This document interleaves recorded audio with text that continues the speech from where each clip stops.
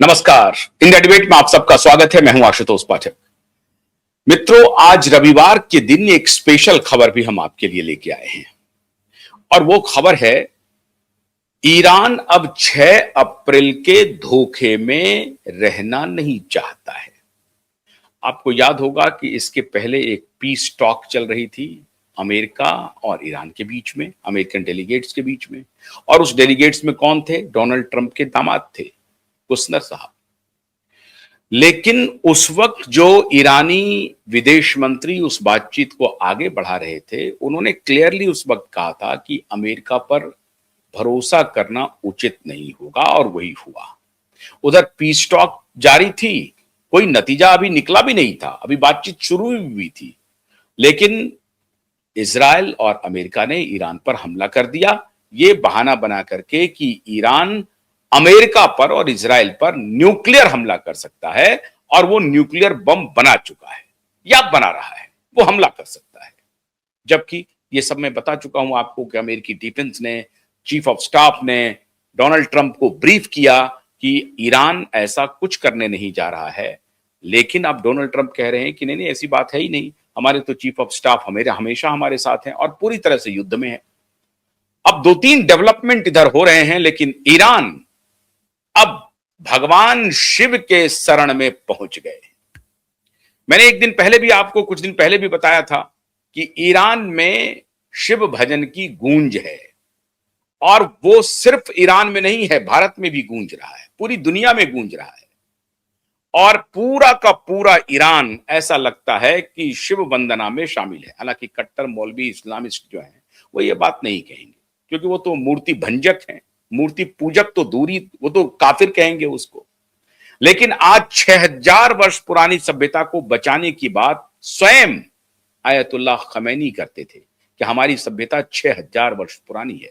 जाहिर है 6000 वर्ष पुरानी तो इस्लाम है ही नहीं। और अगर आयतुल्लाह खमैनी ये कह रहे हैं कि हमारी सभ्यता 6000 वर्ष पुरानी है, इसका मतलब है कि आयतुल्लाह ये कह रहे हैं कि हमारे जो पूर्वज थे, चाहे कोई भी हो, हमने परिवर्तित कर लिया है जो भी है, लेकिन हमें इस मिट्टी की रक्षा करनी है, इस मिट्टी की लाज रखनी है। ये स्वयं आयतुल्लाह खमैनी कहते थे। लेकिन अब जो एक वीडियो आ रहा है, उस वीडियो में एक लड़की जो भजन गा रही है, उसमें जाली टोपी लगाए हुए भगवान शिव की प्रतिमा, शिवलिंग के सामने लोग पूजा कर रहे हैं, अर्चना कर रहे हैं। आप कह सकते हैं कि ये एआई जनरेटेड होगा, मान लेते हैं एक पल के लिए एआई जनरेटेड होगा। लेकिन जिस सभ्यता, जिस भजन के बहाने, जिस सभ्यता के तार इस लड़की ने छेड़ा है, जो आप में से बहुत सारे लोगों को मालूम होगा, लेकिन जो जन सामान्य के लिए, कि ईरान से भारत का इतना पुराना कनेक्शन है, अवेस्ता और संस्कृत दोनों साथ साथ, बिल्कुल ऐसा लगता है कि सिस्टर लैंग्वेज है। और अवेस्तियन जो स्थिति थी, अवेस्ता के जमाने में जो संस्कृत की स्थिति थी और अवेस्ता की स्थिति थी, दोनों परस्पर ठीक तरीके से आगे बढ़ रहे थे। अब इसी साम्य, इसी सभ्यता की बात आयतुल्लाह खुमैनी कह के गए हैं। अब ईरान अगर शिव की शरण में है तो कोई बड़ी बात नहीं है। हालांकि कट्टर मौलवी इसको पसंद नहीं करेंगे, ना करें। अब इसके आगे चलते हैं। पेंटागन परेशान है। जो 2 डेवलपमेंट हो रहे हैं उसमें यह है कि अमेरिका अब ये चाह रहा है कि किसी भी तरीके से वहां पर रिजीम परिवर्तन कराया जाए। इजराइल का कहना है कि अगर ईरान में रिजीम परिवर्तन नहीं हुआ तो फिर ढाक के 3 पात होंगे, कुछ नहीं हो पाएगा। किसी भी सूरत में आपको रिजीम परिवर्तन कराना पड़ेगा। रिजीम परिवर्तन के लिए आपको हर हालत में ईरान में सेना उतारने पड़ेंगे, और अगर ईरान में सेना उतरेगी तो ईरानी फोर्स चुप नहीं बैठेगी, और जमीन पर लड़ाई में ईरानी सैनिकों की ताकत का एहसास पेंटागन को है। इसीलिए पहले ही डिफेंस ने उनको बता दिया है कि अगर आप 2 लाख सैनिक को उतारते हैं वहां पे, तो कम से कम 15,000 मिनिमम, जो उनका स्पेकुलेशन है कि कम से कम 15,000 डेथ होंगे, डेड बॉडी को आपको रिसीव करना पड़ेगा। यह उनका आकलन पहले से है। लेकिन अब एक नई खबर आ गई। क्या नई खबर आई? कल यमन के हूती मिलिट्री के जो हूती विद्रोही हैं, जिस हूती विद्रोहियों को ईरान खाद पानी दिया करता था, समर्थन करता था, आज हूती विद्रोहियों ने अपने नमक का कर्ज अदा करने का ठान लिया है। हूती विद्रोही खुल करके इस युद्ध में कूद गए। इस लिहाज से आप कहें तो मिडिल ईस्ट में यह पहला देश है यमन और उसका यह हूती विद्रोही जिन्होंने ईरान के समर्थन में मोर्चा संभाल लिया है। सिर्फ संभाला नहीं है, इजराइल के ऊपर लगातार बैलिस्टिक मिसाइल से प्रहार कर रहा है हूती विद्रोही। और यह बहुत खतरनाक है क्योंकि इजराइल भी यमन पर हमला कर रहा है, लेबनान पर हमला कर रहा है, सीरिया पर हमला कर रहा है। इजराइल को जहां दिखाई पड़ रहा है कि वहां से विरोध के स्वर आ सकते हैं, हमास पर अटैक कर रहा है। जहां भी उनको लगता है कि वो ईरान को किसी तरीके से मदद करेगा, वहां पर इजराइल अटैक कर रहा है। लेकिन हूती विद्रोहियों का इजराइल पर हमला, आप समझ लीजिए, ईरान को बहुत बड़ा लीज ऑफ लाइफ देगा क्योंकि ये फाइट जो है मल्टी कॉर्नर हो रहा है।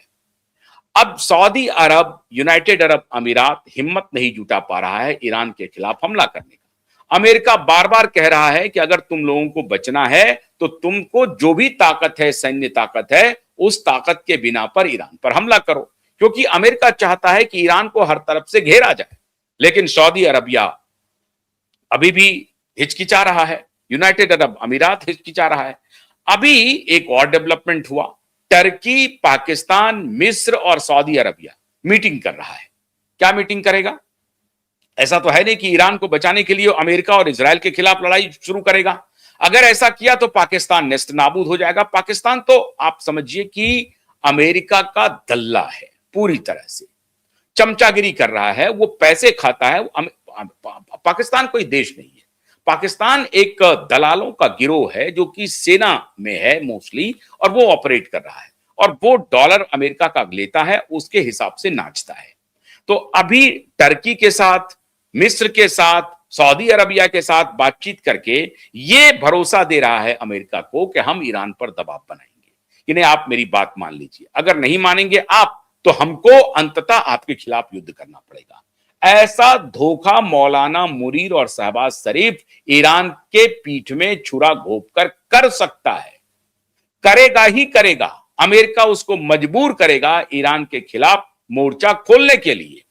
लेकिन इसकी स्थिति यह है कि इधर चाइना इनके दादाजी बैठे हुए हैं। चाइना इनको लगा अगर इन्होंने कोई मोर्चा खोला तो जो चाइनीज सपोर्ट अब तक पाकिस्तान को मिल रहा है वो पूरी तरह से खत्म हो जाएगा।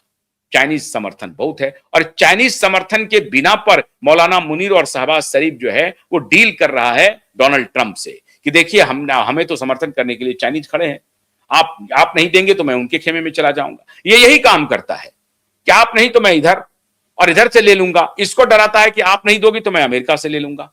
इस तरह का ही ये धंधा करता है। मैंने कहा ना आपको कि ये गिरोह है।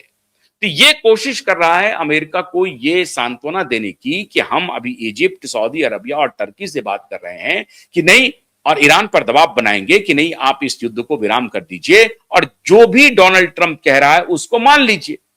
लेकिन ईरान ऐसा नहीं करेगा।